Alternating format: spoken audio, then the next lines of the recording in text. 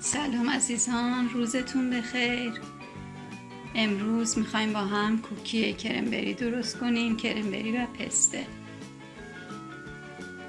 این کوکی موادی که درش به کار رفته رو با هم دیگه مرور میکنیم.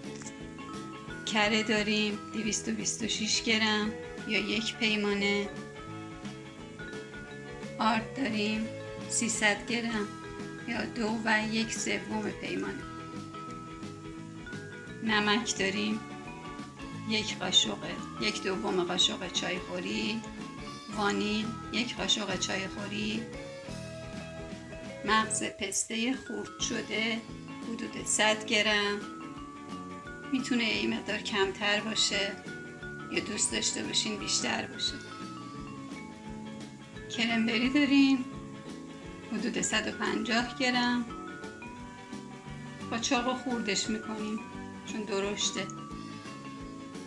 شکر داریم حدود 135 گرم.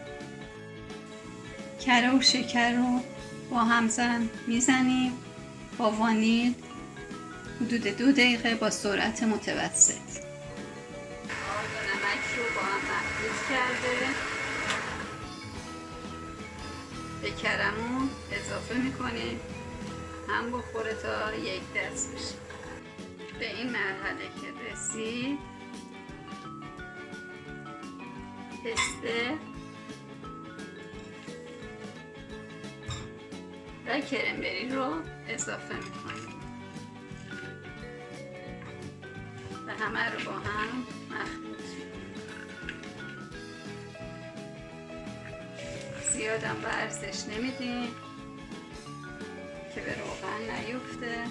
عزیزان همونطور که میبینید من این رو استوانی میکردم این صورت.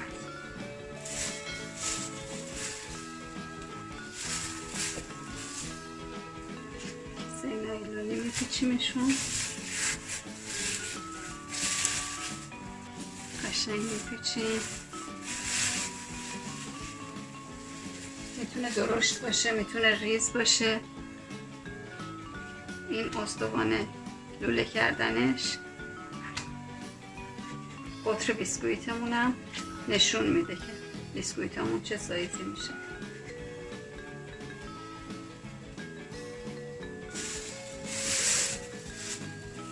اینا رو میچینیم توی کیسه میبندیم و حدود 7-8 ساعت میذاریم توی یخچال بمونه تا خوب سفت بشه و خودشو بگیره. دوستان عزیز بعد از 12 ساعت از تو فریز یخچال در میاریم و بخوایم همینجوری برشش میزنیم یا اینکه میتونیم پهن کنیم بین 2 تا کیسه و با کاتر بهش شکل بدیم.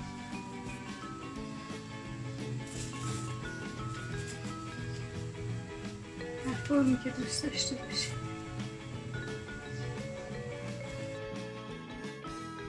کاترم نبود دم دست میتونیم خیلی آروم با چاقو برش بزنیم.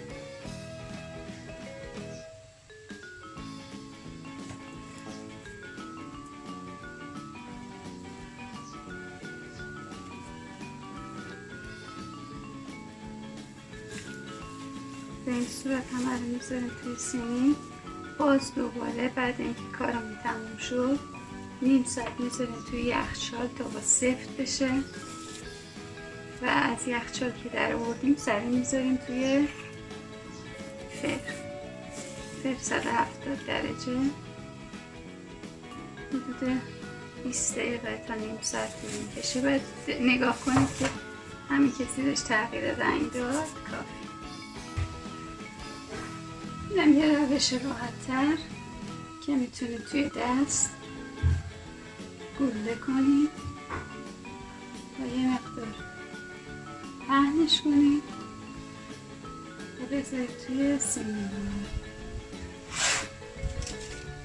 طعم ترشی کرنبری و شیرینی کوکی و عطر و مزه پسته. و عزیزان کوکی های ما آماده شده. زیرش که تقریبا رنگ طلایی گرفته، کامل پخته، شکل خیلی خوشگلی بهش داده ایم. پسته و کرنبری برای پذیرایی کوکی عالی و خوشمزه. حدود 2 هفته بیرون یخچال ماندگاری داره. میتونید تا 6 ماه تو ظرف دربسته توی فریزر هم نگه دارید.